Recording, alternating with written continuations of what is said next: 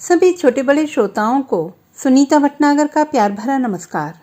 Audio stories के हमारे channel कहानी जगत में आप सभी का स्वागत है।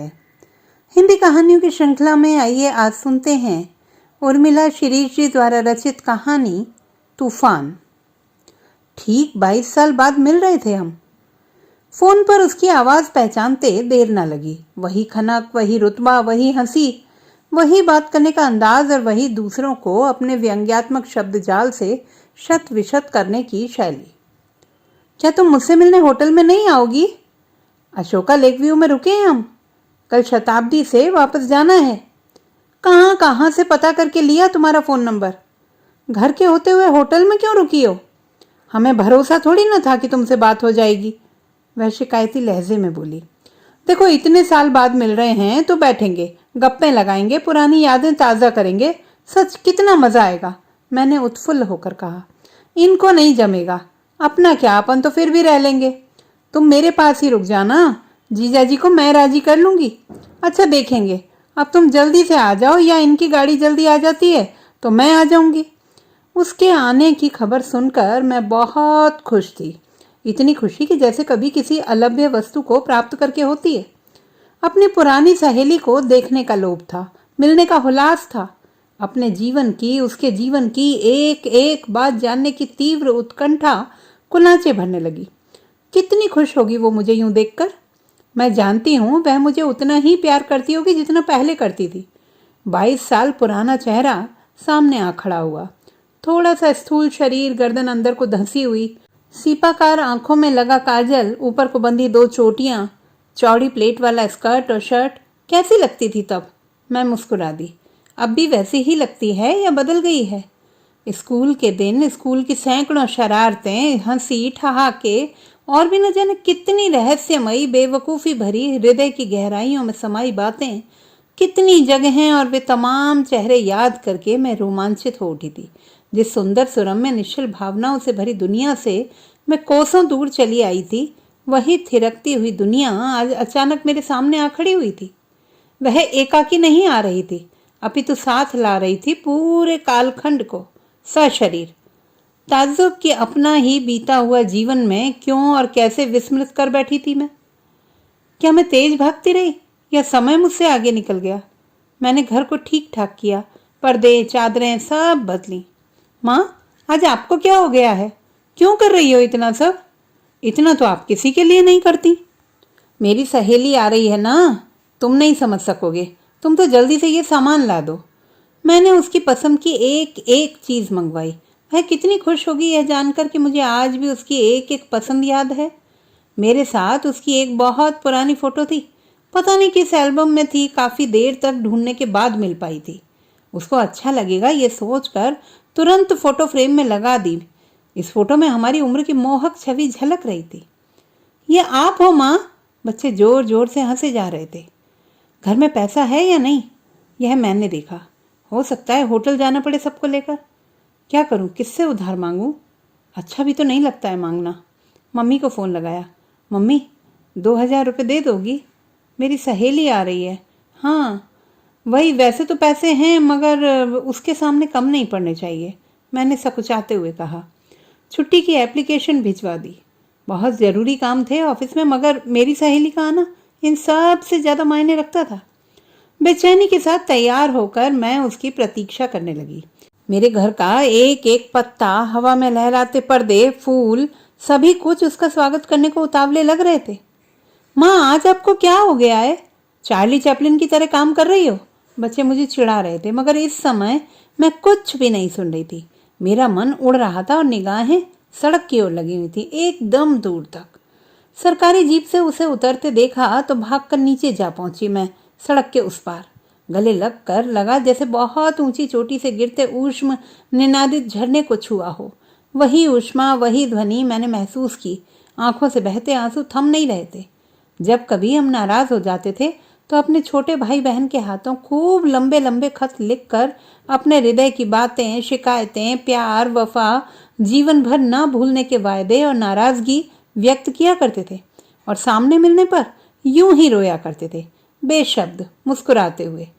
कैसी अद्भुत दुनिया थी वो, आकाश की तरह अनंत। नक्षत्रों की तरह प्रकाशवान, हवाओं की तरह वेगवान। मैंने देखा उसकी सीपाकार आंखों में आंसू सूख चुके हैं और वो हल्के से मुस्कुरा कर बोली, अरे तुम तो वैसी की वैसी हो, हम ही मोटे हो गए।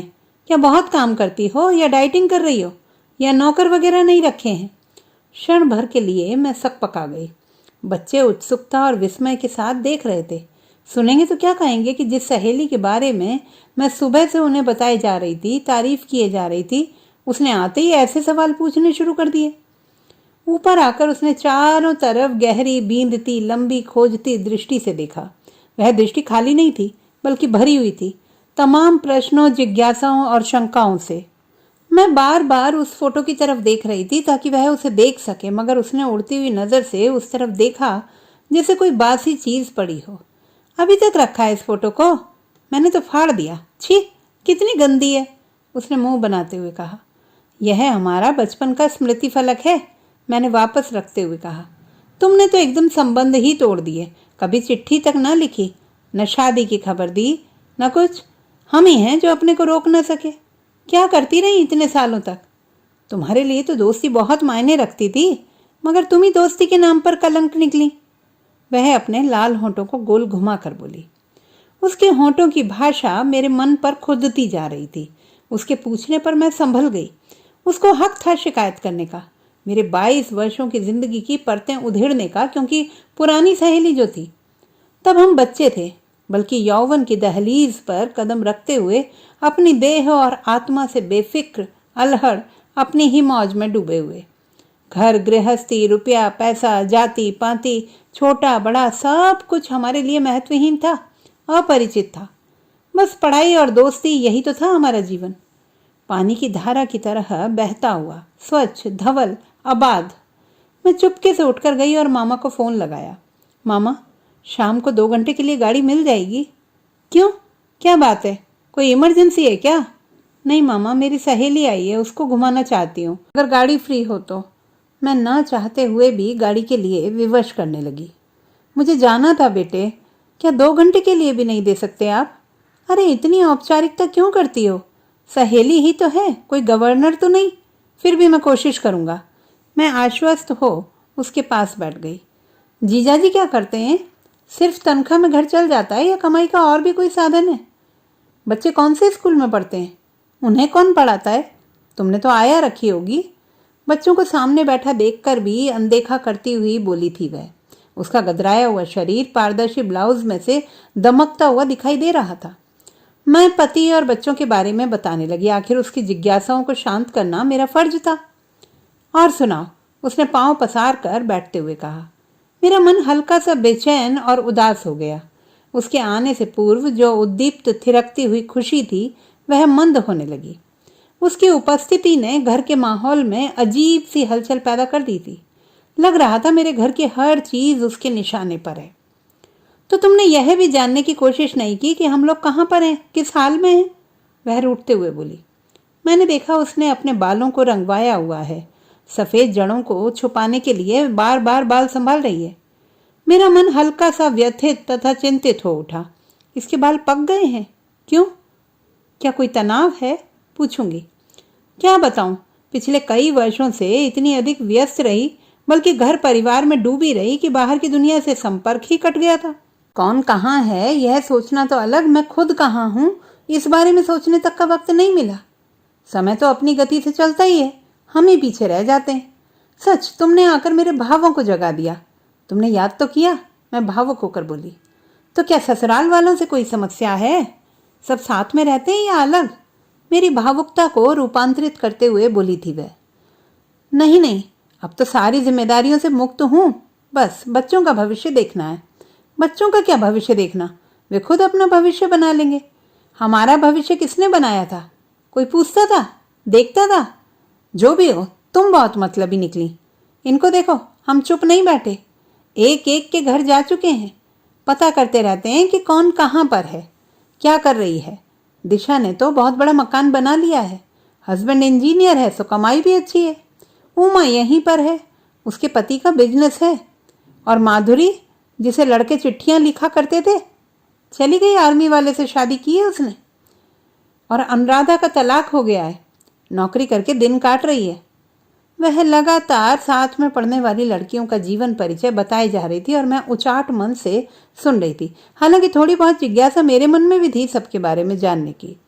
चलो कहीं घूमने चलते हैं, बहुत दर्शनीय जगहें हैं यहाँ पर, कुछ मौज मस्ती करेंगे, मैंने मौसम की सुंदरता तथा शीतलता देखते हुए कहा। क्या रखा है तुम्हारे शहर में? घूमने तो हम कुल्लू मनाली दार्जिलिंग या साउथ जाते हैं। उसने एक वाक्य में ही पूरा भारत भ्रमण करवा दिया।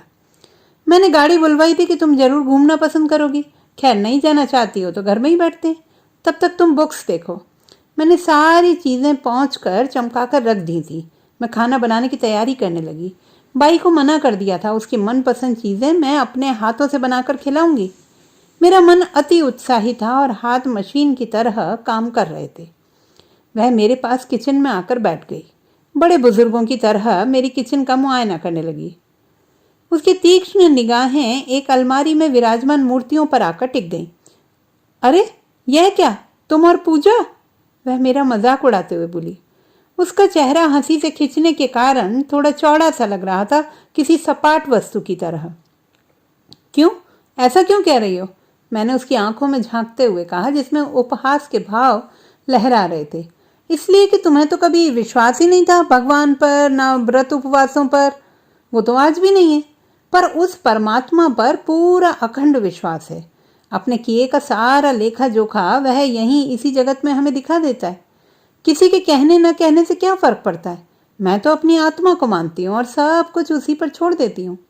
वह मेरी बात सुनकर जोरों से हंस पड़ी, क्योंकि किसी भी बात से सहमत होना तो उसके स्वभाव में था ही नहीं। तो तुम जगत से परे हो, दार्शनिक हो गई हो। अगली बार आऊंगी तो पता चलेगा सन्यासिनी बन गई हो, है ना? मैं आहत सी उसका चेहरा देखती रह गई। तुम इतना काम कैसे कर लेती हो? हमसे नहीं होता, थक जाते हैं। क्या तुम थकती नहीं हो? गुस्सा नहीं आता? हमने तो 4-4 नौकर लगा रखे। हमारा बूढ़ा जो साथ रहता है उससे जरा नहीं पड़ती हमारी। वो तो इनकी वजह से बर्दाश्त कर रहे हैं। मैंने बाहर झांक कर देखा, कहीं ये वाक्य बच्चों के कान में तो नहीं पड़ गए, वरना क्या जवाब दूंगी उन्हें? मजबूरी कहो या ड्यूटी, करनी पड़ती है। मैं नहीं करूंगी तो कौन करेगा? मैंने खाना परोसते हुए कहा। पहले खाना खाते हैं, फिर आराम से बैठेंगे। हम तो खाएंगे नहीं, सब बंद कर दिया है, सिर्फ अंकुरित दालें और अनार का रस लेते हैं। मैंने तो तुम्हारे लिए ही बनाया था सब कुछ, तुम्हारी पसंद का। मैंने कब कहा था? हम याद नहीं रहे, हमारी पसंद याद रही। वाह, क्या तरीका है मोहित करने का। पूर्ण धृष्टता के साथ वह बोली थी। सब्जियों से उठती भाप में मेरी आंखों की नमी भी उड़कर अदृश्य हो गई। अच्छा तुम ये बताओ, तुम खुश तो हो अपनी जिंदगी से? इस शादी से, जीजा जी से तुम्हारी पसंद से हुई थी शादी, या आंख मूंद कर हाँ कर दी थी? मैं हतप्रभ सी उसका चेहरा देखती रह गई। उसने तो जीवन का सत्व ही निकाल लिया था। वो जीवन जो नितांत मेरा था, जिसकी संरचना के लिए मैंने इतनी लंबी यात्रा की, और इस यात्रा के दरमियान सोचा ही नहीं कि बच्चों तथा पति से कैसे खुशी का हिसाब किताब करके खुश व संतुष्ट हुआ जा सकता है। वैसे भी अभी जिंदगी जी कितनी थी जो परिणाम निकालती।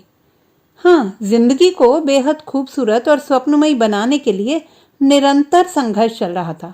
उस संघर्ष के बाद जो कुछ प्राप्त होता था वही मेरे लिए अमूल्य और सुखद होता था। क्या क्या मिला ससुराल से? पति से फिसल कर वह उनके परिवार पर आ गई। मतलब हमने तो अपनी गृहस्थी स्वयं बसाई है, उसकी तरह। डाल पर बैठी चिड़िया की तरफ इशारा करके कहा था मैंने। तो क्या गरीब थे तुम्हारे ससुराल वाले? नहीं, हमें लेने की आवश्यकता ही नहीं पड़ी। मेरी सहेली का खिलखिलाता चेहरा बुझ गया। उसकी आंखों में मचलती चंचलता की कौंध लुप्त हो गई। श्वेत रंग की कीमती साड़ी में उसका व्यक्तित्व बेहद निखरा हुआ लग रहा था। कितना तो बदला था उसने स्वयं को। कस्बाई संस्कृति, बातचीत और जीवन शैली से दूर वह एकदम सुसंस्कृत समाज का हिस्सा लग रही थी। उसकी भरी हुई गर्दन में मोटी सी चेन, हीरे का लॉकेट, गोल भूरी कलाइयों में कंगन और कानों में हीरे के टॉप्स पहने वह अब भी ताजा तरीन फूल की तरह महकती हुई लग रही थी। 3 बच्चे होने के बाद भी उसने अपने स्वास्थ्य और फिगर का ख्याल रखा था। झाई झुर्रियों से साफ चमकता हुआ चेहरा उसके आनंदपूर्ण जीवन को प्रदर्शित कर रहा था। उसको यूं हंसती मुस्कुराती मुक्त निर्भय देखकर मुझे अपार प्रसन्नता हुई। अन्यथा जहां देखो वहां लड़कियां ससुराल से तंग और परेशान रहती हैं, या असमय ही बीमार और बूढ़ी हो जाती हैं। और क्या क्या किया? मकान बनाया, प्लॉट तो खरीदा ही होगा। अब वह व्यक्तिगत बातों से निकलकर परिवार की व्यवस्था को टटोल रही थी। उसके भीतर अनुभव का समंदर जो समाया हुआ था। नहीं, दोनों में से कुछ भी नहीं है मेरे पास। तब क्या किया तुमने? वह तुनक कर बोली। दोनों कमाते हो, फिर भी अब तक मकान नहीं बना सकी? क्या तुम्हें घिन नहीं लगती इस पुराने खंडहर होते मकान में रहते हुए? देखो तो कितना गंदा है, चिपचिपाता हुआ। छी, तुम सांस भी कैसे ले पाती होंगी? वह आश्चर्य मिश्रित विराग भाव से बोली थी। मैंने पर्दे हटा दिए। उजाले का टुकड़ा कमरे को जगमग करने लगा।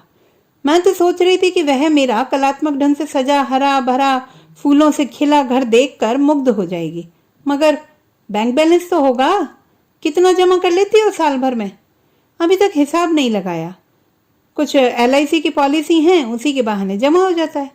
झूठ बोल रही हो या बताना नहीं चाहती हो? कितने करोड़ की पॉलिसी ले रखी हैं? उसने तीखे व्यंग्यात्मक लहजे में कहा था। मैं हताश सी बाहर देखने लगी, जहां चिड़िया गेहूं के दाने चुग रही थी। और गोल्ड कितने तोला मिला था? जो पहना हुआ है असली है या नकली?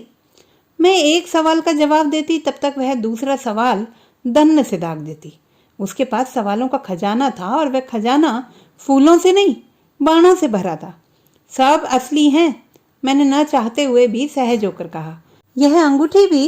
वह अचरज से बोली, जैसे मुझ प्लॉट विहीन मकान विहीन के पास हीरे की अंगूठी होना अनहोनी बात हो या होनी ही नहीं चाहिए। हाँ, कह तो दिया, मगर मेरा सारा उत्साह ठंडा पड़ने लगा। चिड़िया वहां से उड़ चुकी थी। कुछ सूखे पत्ते बरामदे में हवा के संग इधर से उधर उड़ रहे थे। मैं तो दूसरी ही बातें करना चाहती थी। आज की नहीं, इस जिंदगी की नहीं, इन संबंधों की नहीं, अपितु उनकी जो छुपी पड़ी थी काल की कंदरा में, जिनमें जीवन का निथरा सौंदर्य और खुशबू थी। मगर यहाँ तो उन बातों की, उन राग रंगों की झलक तक न थी। और हस्बैंड के साथ तुम्हारी कैसी बनती है? झगड़े होते हैं? पहल कौन करता है? अब वह पति पत्नी संबंधों पर आकर एक चिंतक की मुद्रा धारण करके पूछ रही थी। यह तो स्वाभाविक सी बात है, विचारों में तो मतभेद होता ही है। जीवन की मूलभूत बातों को लेकर हमारा मत ऐक्य है। वैसे हमारी रुचियां समान हैं। संगीत सुनना, नाटक देखना, पुस्तकें खरीदना, सच हमारे तो प्राण बसते हैं इन सब में। मैं बड़े उत्साह से बताने लगी। ये कोई बात हुई? पुस्तकें खरीद कर क्या करोगी? चाटोगी क्या? कल के दिन कोई मुसीबत आ गई तो क्या करोगी? जमीन जायदाद होगी तो काम आएगी वक्त पर। ये तो कौड़ी के भाव भी नहीं जाएंगी। वह मेरे क्षणिक उल्लास को मुट्ठी में भींचते हुए निचोड़ते हुए बोली। ओह, ऐसे तो मैंने कभी सोचा ही ना था। ऐसा गणित बैठाया था, उसने जीवन के अंतिम छोर पर खड़ी मृत्यु से मेरा सामना करवा दिया था। जीवन की लहराती नाचती विराट आलोकमयी ऋतु में अंधकार, आंधी और विपदाएं भी आ सकती हैं, इनका तो हमें एहसास तक न था। अब तक तो जीवन दौड़ रहा था, द्रुत गति से, निरापद, निर्द्वंद। पढ़ने पढ़ाने में आनंद आता था, संगीत से मन की थकान दूर होती थी, समय समाज तथा संपूर्ण संसार से जुड़े होने का एहसास करवाती थी पुस्तकें। बिना कुछ पढ़े नींद ही नहीं आती थी। मगर आज तांबई रंग की खूबसूरत दोपहर में मेरी सहेली ने अनिश्चित भविष्य की चिंताओं का जाल फैला दिया था। मैंने देखा वही चिड़िया आकर फुदक फुदक कर बारीक तिनके लिए चली जा रही है। तुम तो निरी बुद्धू हो, जैसे पहले थी। यह अलग बात है कि तुम नौकरी में आ गई और मैं हाउसवाइफ बनकर रह गई। अपने अपने भाग्य की बात है। वैसे भी मेरे हस्बैंड को पत्नी का कमाना अच्छा नहीं लगता, उनका ईगो हर्ट होता है। चोट तथा कटाक्ष मेरे से हटकर अब पति के अस्तित्व और व्यक्तित्व पर की जा रही थी। फिर भी मैं सीधे सीधे जवाब देकर उसे मर्माहत नहीं करना चाहती थी, तो टाल गई। घूमने जाती हो या पूरे साल यूं ही पिसती रहती हो काम में? ये भी कोई जिंदगी है? नीरस बेरंग कोलू के बैल की तरह जुते रहो। वह सहानुभूति जताते हुए बोली। दोपहर की उजली धूप के तमाम रंग उसके चेहरे को दमका रहे थे। कई सालों से जाना नहीं हो पाया। घर की प्राथमिकताएं देखनी होती हैं। घर ना हो गया, खूंटा हो गया, उसने तपाक से कहा। मुझे लगा कोई वजनदार चीज गिरी हो, दिल को प्रकंपित करने वाली। ध्वनि अंदर तक उतर गई थी। सर्विस में हो तो कोई बॉयफ्रेंड तो होगा ही, या कभी था? उसने अचानक ही विषयांतर करते हुए पूछा। अब वह घर से उछलकर बाहर की दुनिया को छू रही थी और देखना चाह रही थी कि मैं उस दुनिया में कहाँ हूँ, कैसी हूँ, क्या कर रही हूँ, उड़ रही हूँ या एक ही वृत्त पर बैठी विवश आहें भर रही हूँ।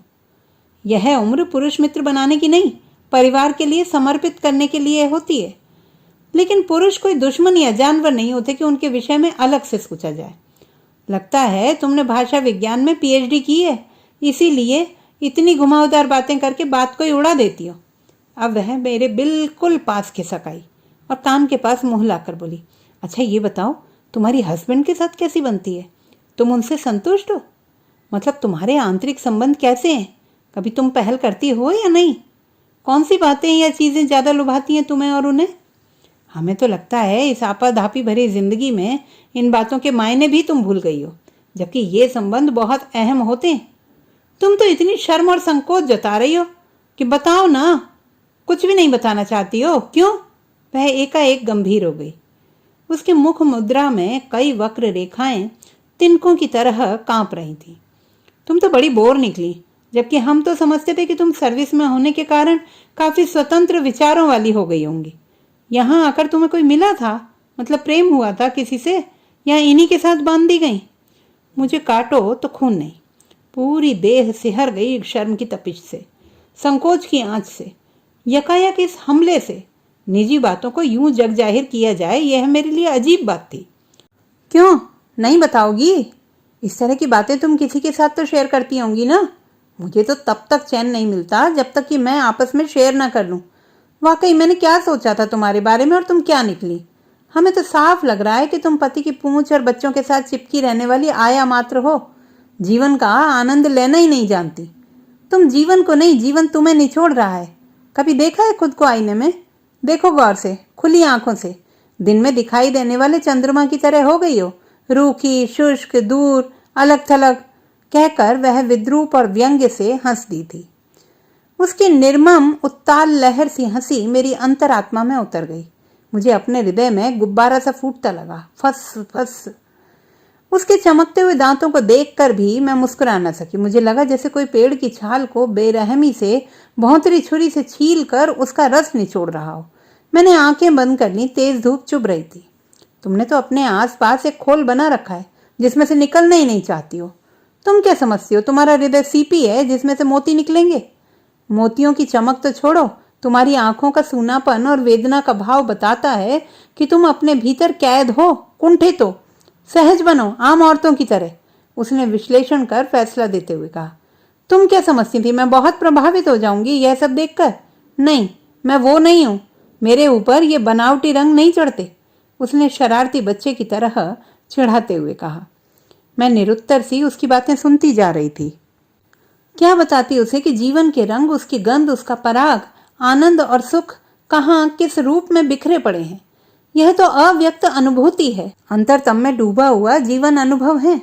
और वे पराग कणों से बनी हुई दीवारें हैं जिनमें बाहर भीतर का निषेध था। वह लगातार जगह जगह से मेरे शरीर को छूकर, गुदगुदाकर, इशारे करके एकमात्र विषय पर आकर अटक गई थी। उसका अंतिम अस्त्र यहीं से छूटना शेष था। उसके हाथों में मेरा हाथ था।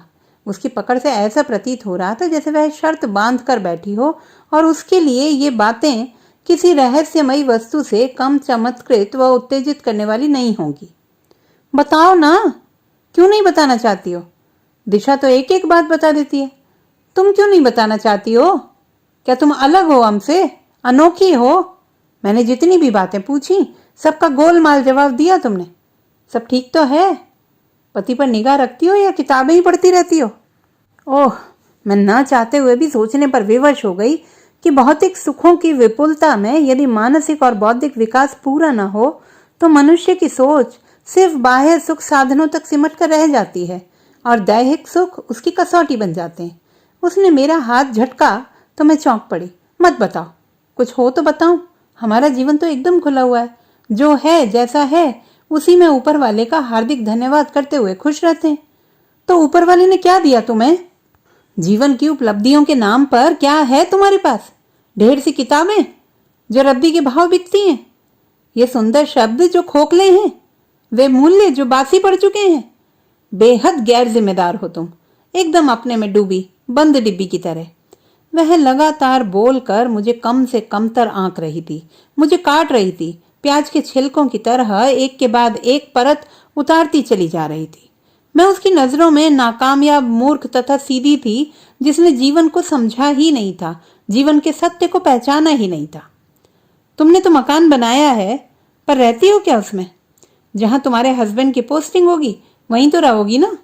मैंने समझाना चाहा उसे, ताकि वह मेरी ओर से पूर्ण निराश होकर न जाए। पर बना तो लिया है ना, चिंता तो नहीं रहेगी, कभी भी जाकर रह सकते हैं। किराए का पैसा मिल जाता है, मकान मालिकी का रुतबा रहता है, सो अलग। भाई हम तो परमात्मा को नहीं, पति की कमाई को धन्यवाद देते हैं। वह अपनी सफलता पर गर्व से भर कर बोली थी। उसके चेहरे पर टमाटर का रंग उतर आया था। मुझे चारों तरफ सघन सन्नाटा और उस सन्नाटे में घुले अवसाद की अनुभूति होने लगी। चिड़ियां जा चुकी थी और वह जगह खाली पड़ी बेरौनक सी लग रही थी। मैं चुप हो गई। पराजय का बोध मेरे हृदय को स्पर्श करने लगा। अफसोस तो इस बात का हो रहा था कि वर्षों के उपरांत मिली सखी को मैं खुश नहीं कर पा रही थी। मेरी उपस्थिति, मेरा व्यक्तित्व, मेरे पद की गरिमा, मेरी गृहस्थी, मेरे बच्चे, मेरा शौहर, किसी ने भी उसे जरा सा सुख नहीं दिया था। हमारा मन भी तो कैसा होता है, जो खुशियों की खोज में बाहर घूमता रहता है। उड़ता है तितली की तरह और बाहर हासिल होता है दुख, अभीप्साएं और असंतोष। मैं क्या करूं? स्कूल के दिन सिर्फ दिन नहीं थे, जीवन के खूबसूरत हिस्सों की पूंजी थे जिन्हें समेट कर वह आई थी। लेकिन अब सब धुंधला और उड़ता हुआ सा लग रहा था। वह क्यों नहीं समझती कि जीवन एक बहती धारा है, जिसके किनारे पर फूलों की क्यारियां ही नहीं होती, बबूल के वृक्ष भी होते। लेकिन दुर्भाग्य कि मेरी सखी को मेरा जीवन ठहरे तालाब के पानी के समान लग रहा था, जिसमें ना कोई उत्तेजित रौरव करती तरंगें थीं, न स्वतंत्र बहाव के रास्ते। निरर्थक था सब। वह ऊब गई थी, बोर हो गई थी मेरे साथ। मेरी बातें, मेरा वर्तमान, सब कुछ शुष्क तथा अधखिला लग रहा था। बहुत ज्यादा बोर कर दिया तुमने तो। मैं वापस होटल जाऊंगी। कहीं घूमने चलो ना, या किसी होटल में खाना खाने। फिर भी मैंने मुस्कुराकर कहा। लेकिन वह रुकी नहीं। दूसरे दिन मैं उसको स्टेशन पर मिलने गई। तुम कब आओगी? अरे तुम क्यों आने लगी? तुम्हें मतलब क्या है हमसे? उसने फिर मुझे कचोटा। जरूर आऊंगी, यकीन करो। कहीं भी जाने से पहले सब कुछ जमाना पड़ता है।